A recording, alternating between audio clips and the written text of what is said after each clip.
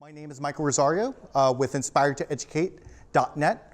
We're passionate about helping students love learning through making, tinkering, and engineering. And my contact information and Twitter handle is there. If you're local, we would also welcome you to GDG Central Florida. You can check us out at gdgcentralflorida.org. And I'm a co-organizer with that community, and we would love to have a conversation with you. So today we're going to just go through some motivations of why you should care about WebVR. We're web developers, so I think we have a very special place in advancing the conversation on virtual reality and augmented reality. We're going to, of course, look at some code and also kind of speculate about what the features kind of look like, and then kind of close with answering some of your questions. So a little bit of background about me. First off, I'm a web developer, first and foremost, technologist, but in my last 2 years, I've had the opportunity to kind of do some research for Air Force Research Laboratory with a small engineering firm called Mercer Engineering Research Center. And we got to work for the research laboratory to answer the question, so if we gave excellent devices to aircraft maintenance, what would that look like and how would it change their workflow? So you can see I'm wearing Microsoft HoloLens. That was one of the first devices that we got to really enjoy and play with and build. You can see my first Hello World program. I'm a Star Trek geek, so of course I had to put the Enterprise in my workspace. We also looked at the ODG R7, which is basically sunglasses, but it's an Android device that you wear on your head. So kind of back to the Inspired to Educate story. I'm really passionate in my spare time of helping makers young and old have a great encounter with learning to code, or learning to do kind of like engineering and whatnot. So if you think about like how you started your journey as a technologist, someone was that spark who helped push you forward. So to a certain extent, we're excited about doing that for makers young and old. So you can see here, we actually helped start a makerspace in Middle Georgia. We were the first makerspace born out of Central Georgia called Spark Making, and this is a 3D modeling class that my son actually got to attend. He's sitting in the back there, the orange shirt, and he's learning how to make 3D content. As opposed to just playing games, our dream is that like students kind of fall in love with the art of making games themselves. And doing this, I mean, he was like 6 at that point, right? So he has a new perspective on not being a consumer of technology, but a maker of technology. So this sort of idea of being able to play with technology or creating an environment for technology makers started kind of like in the 1960s with a thinker called Seymour Papert. Seymour Papert is one of the founders of the MIT Media Lab, and he did groundbreaking work in artificial intelligence and machine learning, but he also had a big heart for getting young people excited and helping them fall in love with mathematics, because he loved mathematics. But he felt like the lecture story was kind of killing people's engagement with math. And he wanted to give young people a kind of playground to draw with mathematics. And you know, on an Apple IIe, this is one of my first encounters with programming.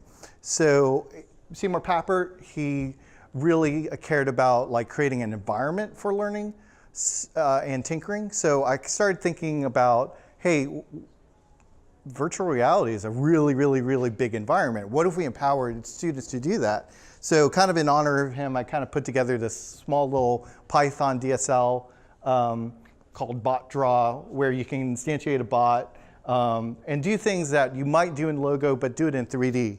So, and we kind of build these sorts of kind of like fun experiences, and they're all, you know, a middle schooler could do these sorts of things. So in searching how to implement this technology, I looked through 3JS, Babylon.js, a variety of different frameworks, and I kind of fell in love with A-Frame. Here's why. Like, you know, if you look on boilerplate for 3JS or for WebVR, you might see something like this. Hundreds of lines just to get started. Now, I've done this, it's cool, but how do we empower more people and web developers to care and enjoy the art of making 3D stuff? So some very, very clever folks at Mozilla have been thinking about this problem from the ground up, from the WebVR stack all the way up to let's make this more engaging. And so you can see here, you can probably glance at that code, and as web developers go like, I understand that. I'm just taking in a JavaScript dependency at the top, and then I'm describing the scene using tags. So I have a scene, a box, a sphere, cylinder, and kind of using the beautiful metaphors of web components that we now have, describing a 3D scene. So in terms of technology stack, Mozilla really cared about trying to reach the widest audience possible. So whether you love jQuery or you love Vue or Angular or anything at the top, there's nothing in this framework that precludes your decision of JavaScript framework. They wanted to encourage the adoption of open standards and the DOM thinking that we all probably have. They've embraced a really nice component model, which we're going to get into, which has spawned a really remarkable ecosystem. But they're also kind of building upon another marvelous library called 3JS, which kind of abstracts you away from the lower level understanding of WebGL or WebVR. What's kind of nice, though, is by the construction of the system, if you really want to do some shader technology, or if you need to do some lower level things, all that's still possible. A-Frame is really a companion technology to 3JS. So one piece I want to kind of call out that's neat is the entity component system. So you could architect the system with lots of inheritance. They decided not to go that way. You see this pattern actually in Unity. How many Unity developers do we have okay, one? Okay. So really what this, in Unity, or in this system, you have this identity, this idea of components, which are decorated onto various entities. So like in Unity, like you have the game object and you decorate mono behaviors, right? That's the analogy. So let's take an abstract example, like let's say you have a ball in a game might be composed of position, velocity, physics, geometry, material, and there's a few other examples there. So this is kind of what a tag looks like. I'm going to switch slides real fast.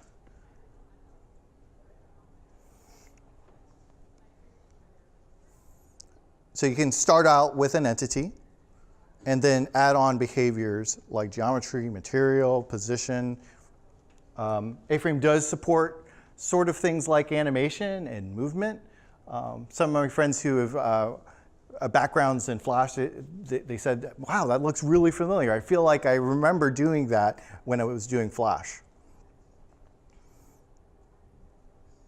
So out of the box, you get all of these kind of core ideas: position, rotation, some hand controllers, cursor raycasting.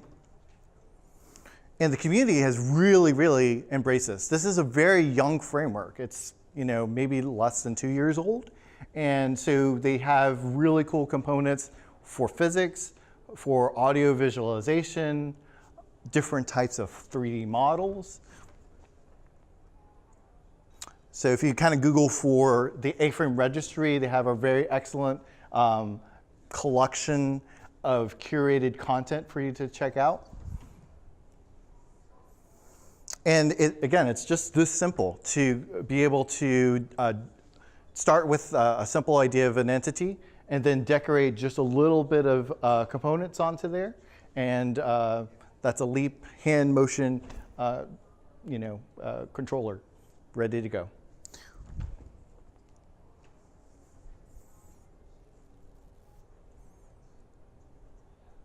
So here we have also a simple scene, and I can kind of move around in it, move backwards and forwards.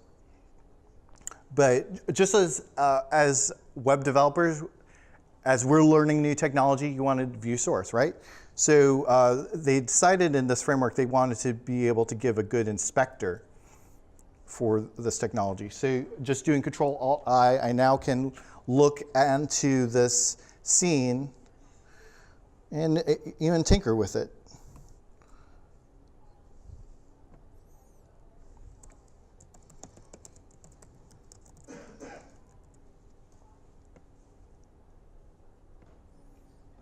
So it's really great that you can kind of like be able to play as you normally would as a web developer in the declarative markup and tags, but you can kind of jump into another view to make small tweaks or do some experimentations or change some properties and all that.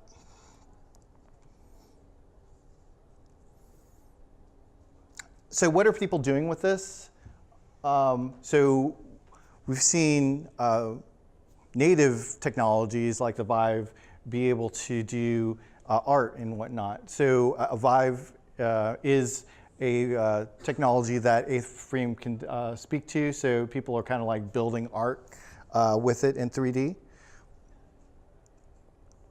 So digital storytelling is a fantastic narrative. So part of what Mozilla cares about is being able to empower people to tell excellent stories. So being able to take people and be very immersive in that story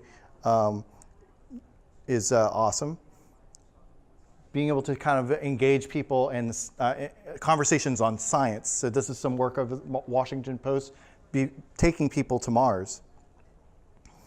My kids would probably love playing this little artful game here for city building. There's some interesting collaborations between the D3JS community and A-Frame exploring data visualization in 3D and VR. Small gaming experiences. You're not going to build Call of Duty in this, let's be realistic, but your little small experiences are kind of cool. Here's another kind of data visualization / math engagement tool where this is basically a graphing calculator. You know, I remember playing with the TI-81, you know, in school, and that's way more fun than my TI-81. So by collaborating with other people working in AR, they have made connectors so that you can make augmented reality experiences using tracker-based AR. So there's a little piece of paper that has a hero marker on it, and so 3D content can be decorated on top of that marker. Real estate is definitely a neat use case to consider. So this is work from 3D.io. So I can kind of just, maybe I'm inspecting a new office that I'm going to, you know, potentially authorize to build or whatnot. I can kind of inspect the design and see if I like it. And of course, like the education pieces definitely excite me in terms of giving students more manipulatives, something very concrete and real that they can see and interact with. So here, this is a nice piece demoing future learning tools in the medical context. So you can see they have a good amount of engagement in terms of contributions, and hundreds of projects are in flight.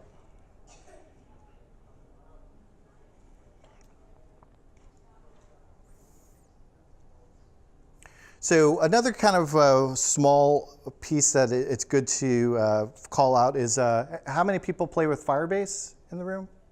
Okay, so if you have Firebase skills, challenge you to definitely like play with this technology and make something cool. It was mentioned in one of the other VR talks today that there's a common problem of isolation where I'm building an experience and it's, you know, just for me. I think web developers have a unique opportunity to build engaging experiences, and kind of connecting A-Frame to Firebase is the secret sauce that would make that happen. So engineering, science, visualization, art are all kind of cool things. These are just some of the core devices that A-Frame works on. Everything from down to a Google Cardboard, up to the mixed reality headsets.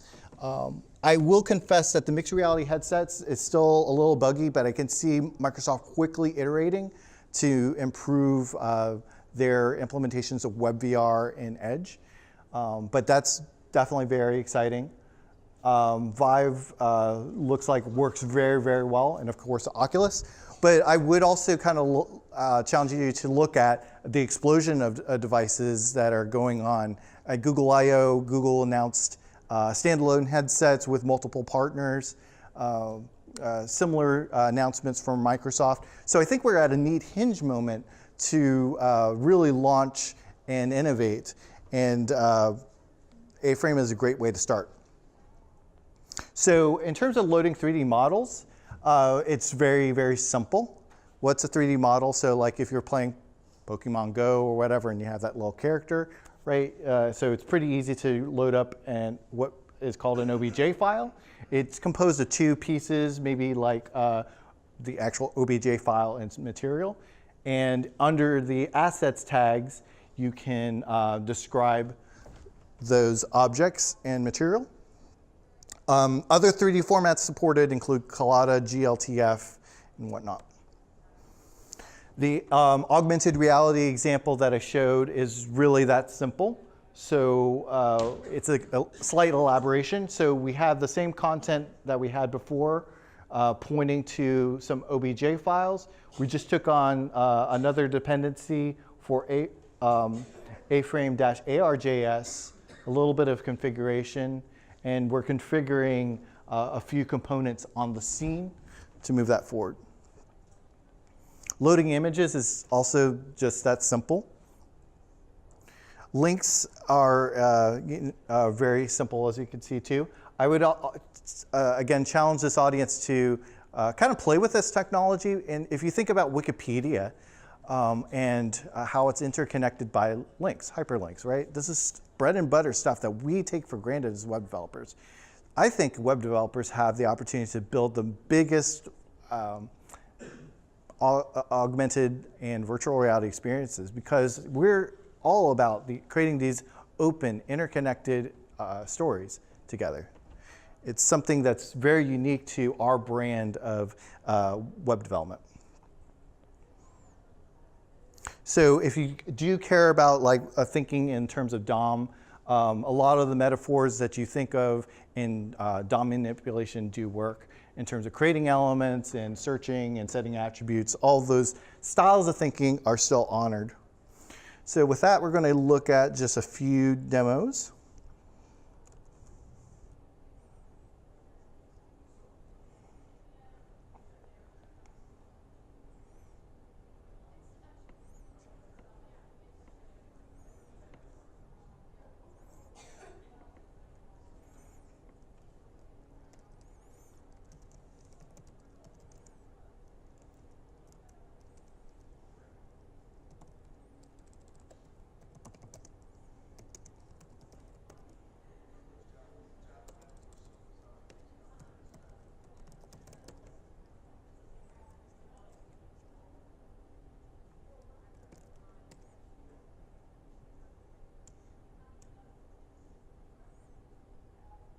Okay, well, let's start with a little physics example.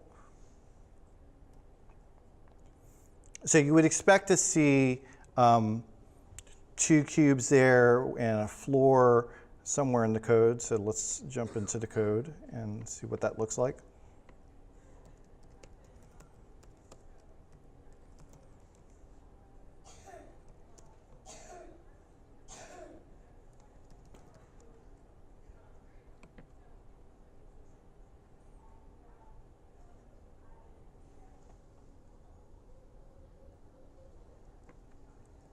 So at the top here, we've taken on a dependency for A-frame, minified a physics dependency. And on the scene, we add our physics component.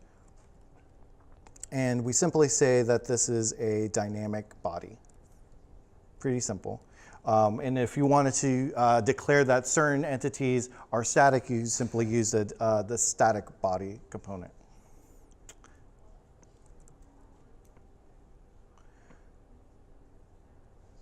Let's talk about simple behavior. So let's say I want to, make kind of an object go up and down and whatnot. Very similar story. We'll additionally just make another object bounce like the cylinder. So I just love that I can make quick changes to my markup and refresh. That's an ordinary thing that we love as web developers, as opposed to compiling in Unity, deploying to Visual Studio, then doing another 4-minute cycle to get an experience onto the device. So I think the designers definitely looked at Unity in terms of their metaphors to a certain extent. So in this A-frame component that we're going to create, you register a component, we call it bounce, and there's a very simple interface you can implement for initialization and time tick. So under initialization, we're setting a speed, we're initializing a Y factor, and we're kind of capturing the X and Z component. So to figure out where we are, what component we're talking about, we're saying this.el. And then tick gets executed kind of related to the game loop, but it's executed often. So we simply change the direction by the speed. And that's all pretty nice and simple.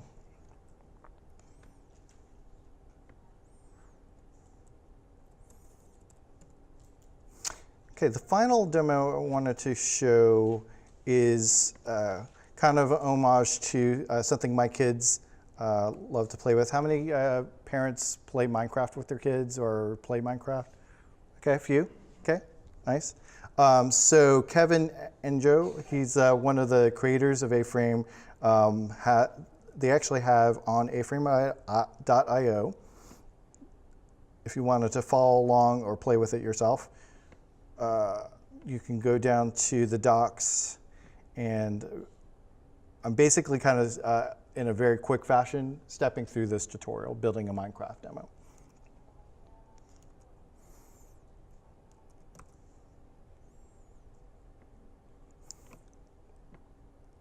So I can move around this world. I can lay down blocks. You'll notice there's this little red rectangle in the center. That's called a cursor. And it's, kind of doing what you would expect. So as I'm moving around and I'm looking at this object, I can raycast out from my perspective and hit an object, and then it's doing a little bit of rounding math to kind of orient the blocks onto a grid. So let's look at that in detail code-wise. So from a markup perspective, we've already talked about all of the elements. We have a scene. That scene has assets. There are 2 images being loaded into memory, the floor, the sky.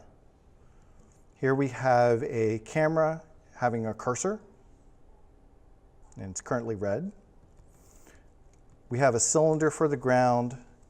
There's actually a tag for the sky that we defined. And then this is kind of another interesting concept. For people who do Unity, you're familiar with the idea of prefabs, the idea of being able to layer on lots of behaviors onto an object and give it a name. This is really the same idea called a mixin. So they've said this will have geometry and material and this other behavior called random color, and this other behavior called snap, which we haven't defined yet. But it just has all those behaviors, and we're going to give all that aggregation of behaviors a name called voxel. And that's using the mixin concept. So if we look at the JavaScript,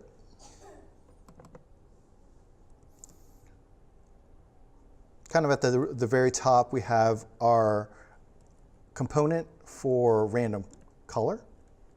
And it's doing what you might expect, setting an attribute for the material color, and it's getting a random color.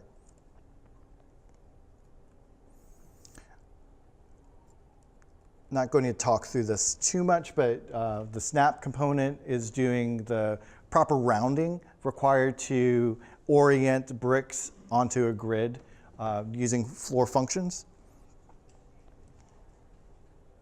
You can see most of the work is being done in the update method there.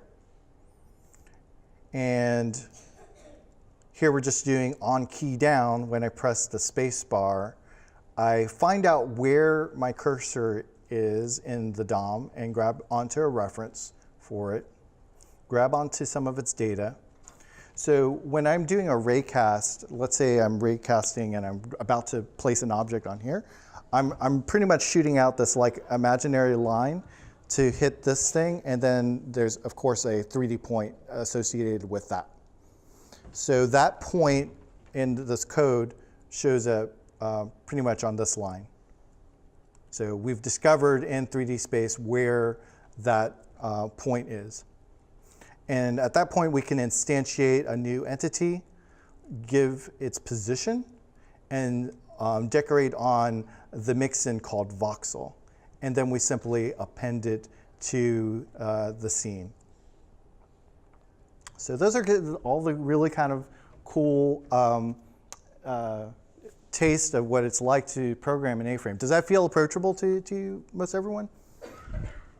Hopefully it's kind of like brain candy. I mean, often we're doing line and business apps, so I find this actually very refreshing, being able to do a completely different type of programming. So let's just close out with like a few remarks about the future. So there's many more web developers out in the world than there are people who may be doing like native VR. So I think it's really interesting for us to think about as a community, what story do we want to tell to make a difference in the world as web developers using this technology? There's a lot more of us, and our culture as web developers is about openness, linking to each other. Those are all kind of really wonderful things that we care about and promote. As web developers, we also don't live in App Store. That's kind of cool. There's this really big surface of engagement that doesn't require permission, where I don't have to go to the Windows App Store and download this experience and wait for downloads. I don't have to go to the Apple App Store. You know, it's just the web. It's just a web page. I think the model of being able just to kind of code and test rapidly, as we usually do as web developers, is notable, and I know many vendors are trying to improve that. We see vendors thinking about how to put VR to work or create new models for VR. So I've had the opportunity to play with the HP mixed reality headset from Microsoft. And so far their virtual reality desktop is something at least to look at. It's very neat that all of my Windows 10 apps are now accessible in this virtual reality world, which is actually a really interesting feat when you think about things like media just work. Microsoft Edge works, Chrome works. It's really quite interesting seeing all that's possible there, and there are companies kind of thinking about how do we use VR for things that it's not usually thought of. And usually if you think about VR, you're thinking about entertainment and gaming scenarios. So I like that Microsoft and others are kind of challenging the paradigm. And they have been iterating with other partners to make sure that A-Frame and WebVR works well in their experiences. Location is going to continue to be an interesting new sensor that we as developers will be able to play with. So if we think about, in academic research, we call this simultaneous location and mapping, or SLAM. So, and there's several terms in media when we talk about this. So Google would call this, under the brand of Project Tango. They have a 6 degree of freedom set of sensors on their devices that enable you to track, where am I in this 3D space, where is this device in 3D space, and how do I create engaging content relative to that location. Microsoft kind of speaks about this in the terms of Windows holographic or mixed reality. If you also look at Google's more recent work with AR Core, you can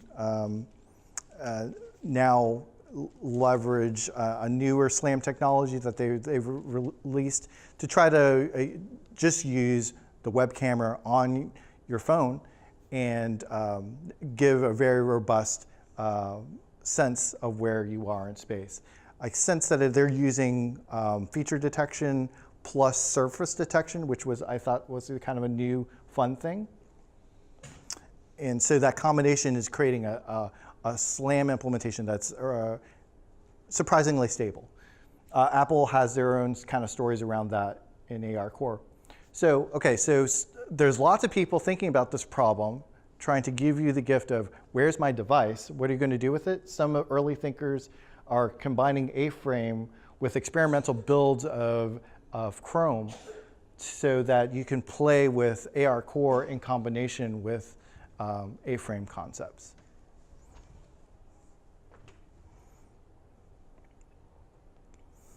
Some other companies, including MetaVision, and their product is the Meta 2, they're giving a wider frame of view than the HoloLens, so that makes a lot of people in the industry happy.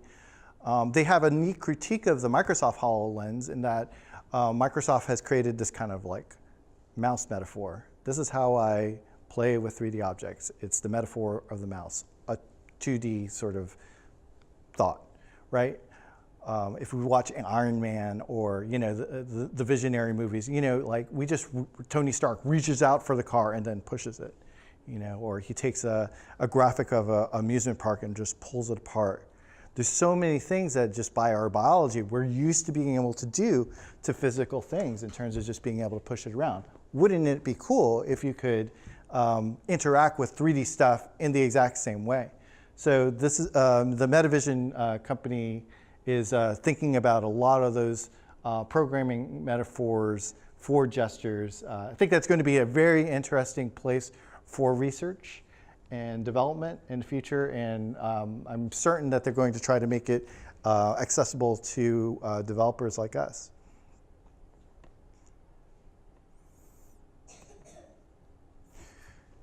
I guess with that, I do want to say if you have more intrigue or want to explore the space more, definitely check out aframe.io. Definitely give a lot of thanks to Mozilla and the creators of A-Frame. They did a great job in kind of fostering and bootstrapping this community. I've also put together a blog post on inspiredtoeducate.net for some repos and different links that would help you get started with this technology. And if you're local, we would love to continue the conversation in GDG Central Florida. Definitely would love to maybe see some of you build things with virtual reality or augmented reality and come talk and share. Well, definitely thank you very much for your attention. And I would challenge you to, again, think about the difference you want to make in the world. Think about the stories that you want to enable. How do you want to have fun with your kids? Hopefully you take this A-Frame stuff and you can make something cool and share it on the web. Thank you very much.